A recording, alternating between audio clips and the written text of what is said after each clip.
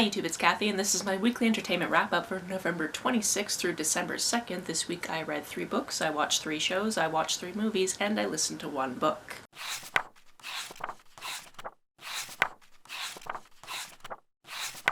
If you watched my November wrap-up from yesterday, you know exactly why my hair looks like this and where exactly I've been, because yes, I am pre-filming this on Saturday because Sunday, when you're seeing this, is the first day of the Queer Lit Readathon. I have 9 books to read this week, and I'd really like to give myself as best a chance of doing that as possible, so I'm just really hoping I don't watch a movie tonight. If I do, I will let you know about it next week. Also, for thumbnail purposes, I guess I'm gonna take my hair down from this gym bun because I look weird like this when I'm not, you know, in a fitness setting.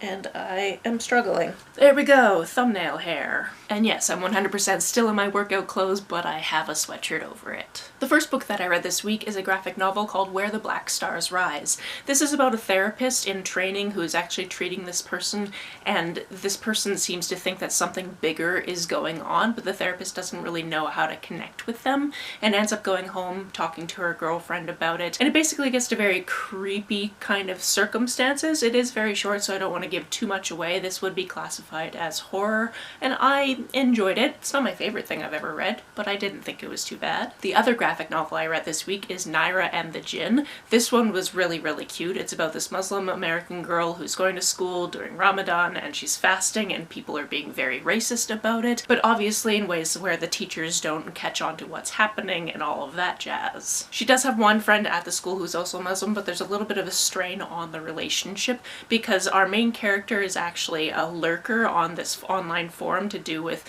middle schoolers in America who are Muslim, and one day all of their technology is affected in a very strange way and something asks for help, and she says, sure, I will help you, and then she ends up with a jinn. This has a lot to do with stories and storytelling and the history of storytelling in different cultures, and I really enjoyed that. I also just really enjoyed the art in this. It was beautiful. The novel I read this week is called Gorgeous Gruesome Faces. This is about a trio of Asian American girls who were all once part of this TV show that was also trying to break out into being a pop group. However, something happened along the way that meant their rise to stardom was shut down pretty quickly. This book is told in a series of scenes that are set now and then several that are set in the past, so we get a lot of flashbacks into the relationships of these girls and what led up to a very tragic thing and what led up to 2 of them trying to reconnect, or at least one of them trying to reconnect with the other. The best way I can describe this book is unsettling, which was definitely underscored by the first time I was reading it. I was sitting in my very comfy chair in my bedroom, all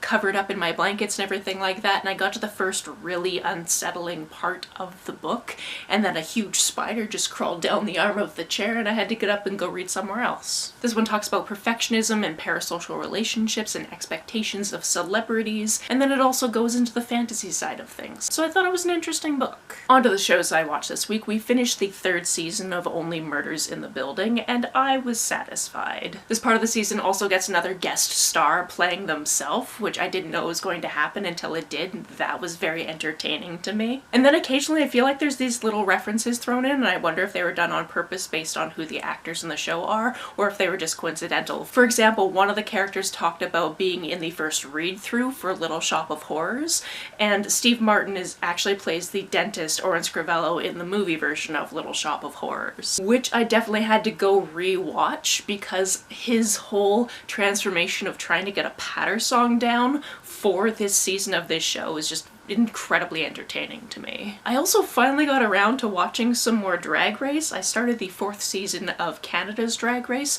There are only 3 episodes so far, so those are the ones that I have watched, and hopefully I will keep up to it on a week-to-week basis. I feel like there's probably like 3 or 4 other seasons that have happened since the last time I watched some Drag Race, just because there's so much now, but I'm going to try to just consistently watch this season and then maybe watch some other ones. The big twist in this season is something they've introduced called the Golden Beaver, which basically means whoever wins the episode has the ability to save one of the bottom 3 girls from having to be in the bottom 2. This is a type of power we haven't seen before, and it could be used in whatever way the person who is currently wielding the power wants, so it should be interesting to see how it goes. As for the 2 queens that ended up in the bottom 2 in the 3rd episode, I didn't want either one of them to go home, so I was pretty sad to see that being a thing. And the queen that won that lip sync definitely kicked butt. So I'm very excited to continue seeing things from her. And then strangely enough this week we only watched 3 episodes of Taskmaster, so we're still in the 6th season. We have 2 more episodes to go in the season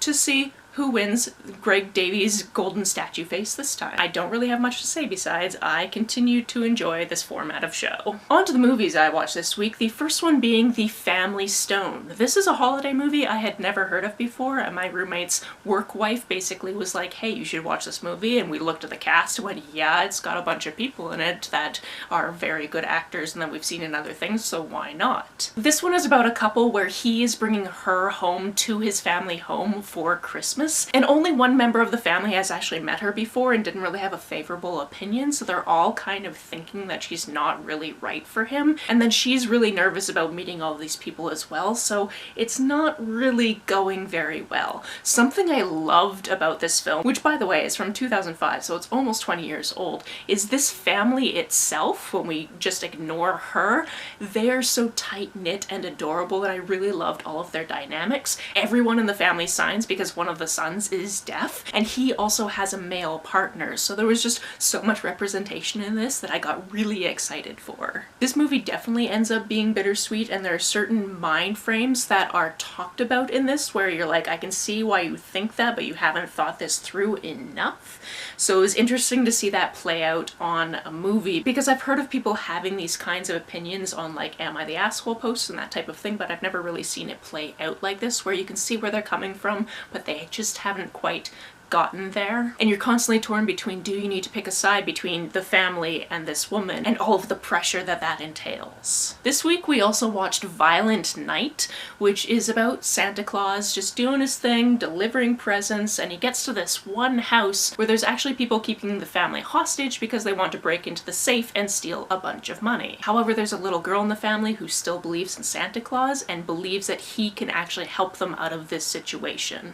Santa Claus, by the way, is played by David Harbour, and it is a lot of fun to see him going from this Santa that's kind of drunk and kind of ambivalent to his job to just really wanting to save this little girl. This was fantastic and very bloody, and I recommend it. The final movie I watched this week is something I had saved to my watch list on Netflix at some point. I don't even know when this happened, and it's called Freaky, and basically it's Freaky Friday but make one of them a serial killer. I am kind of a sucker for movies where there's body swapping, where actors need to play vastly different types of characters. So the fact that we have Vince Vaughn playing this serial killer, and then when he's swapped with a potential victim, he's now embodying this teenage girl. I always enjoy that, and I also really enjoyed the teenage girl embodying a serial killer. It's just a really fun trope for me. And then of course this was another one that got pretty bloody at points because we have a serial killer on the loose. As for the audiobook I listened to this week, that was called Aces Wild: A Heist.